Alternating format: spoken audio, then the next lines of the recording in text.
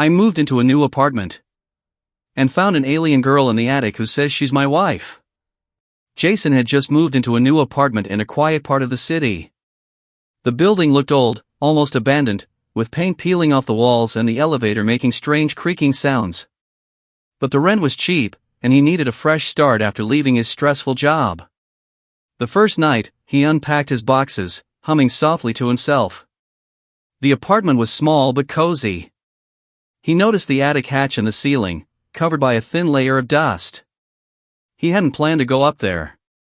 Old attics usually had nothing but spiders and broken furniture. But something about that attic made him uneasy. As he was arranging his books, he felt a sudden chill. He paused. The air seemed heavier near the ceiling. Shaking it off, he went to bed. Around midnight, a strange sound woke him up. It was a soft, almost musical humming. Jason rubbed his eyes and listened carefully. The sound came from above. From the attic. Heart pounding, he climbed the narrow staircase. Each step creaked loudly under his weight. The humming grew louder, more melodic, and strange lights flickered in the corners of the attic. When he reached the top, he froze. There she was. A girl, sitting cross-legged on the floor, bathed in a faint, glowing light that seemed to come from her skin. Her hair shimmered in silver strands, and her eyes, large, luminous, and otherworldly, stared straight at him. "Hello," she said in a soft, melodic voice. "I've been waiting for you." Jason's mouth went dry. Who are you?" he stammered. She smiled gently. "I am Lyra. Your wife." Jason laughed nervously. I think you're joking. I don't even know you." "I know you," she said firmly. "I've known you longer than you can imagine." Before he could respond, she reached out her hand. A small, glowing orb floated above her palm, showing images of Jason's life, his childhood, his first crush, his happiest and saddest moments. He gasped. There was no way she could have known all that. "Where did you come from?" Jason whispered, stepping back. "I come from a world far beyond yours," she said. Her voice trembled with sadness. "I was sent here to find you, to be with you. You are the one chosen." Jason's mind raced. Aliens? Chosen? Wife? It all sounded insane. Yet, everything about her glow, her presence, made him feel calm, almost familiar. Why my wife?" he asked, still skeptical.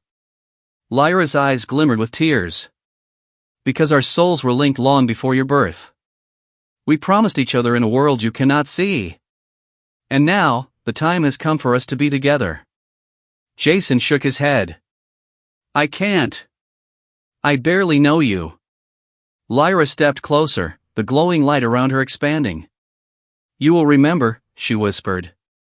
"But you must trust me. There isn't much time." Suddenly, the attic hatch slammed shut behind him. Jason jumped, panic rising. The air felt charged, electric. The lights flickered, and he saw shadowy shapes moving along the walls. Whispers in an unknown language filled the room. "What's happening?" he yelled, stepping back. Lyra grabbed his hand. The moment their fingers touched, everything stopped. The shadows vanished. The room became calm. Jason could see clearly now, the attic was no longer dusty and old. It looked pristine, filled with strange, futuristic furniture and glowing symbols on the walls. "Welcome to my world," she said softly. Jason blinked. "Your world? This isn't Earth?" Lyra shook her head. "Not entirely. This place exists between your world and mine. I've been hidden here until you arrived. But there are others who want to take me back. I need your help." Jason felt a surge of fear. "Take you back? From where?" "From the people who sent me here. They cannot let our bond remain. They want to erase it, erase us." Jason swallowed hard. His life had been ordinary until now. And suddenly, it was anything but. Lyra stepped closer, her hand still in his. I will help you understand everything, she said. But first, you must accept me. Will you? Jason hesitated. His mind screamed danger. Yet, something deep inside him, the strange familiarity, the warmth of her presence, made him nod. Okay. I accept. A radiant light surrounded them. Images of alien cities, floating landscapes, and starships flashed before Jason's eyes. He gasped, unable to look away. He felt his mind stretching, memories intertwining with visions he didn't recognize as his own. This is our destiny, Lyra said. And it begins now. Suddenly, there was a loud crash from below. Footsteps pounding on the old wooden floors. Jason's heart raced. They're here, Lyra said, her glowing eyes sharp and focused. We must leave, quickly. Jason felt pulled toward the glowing wall.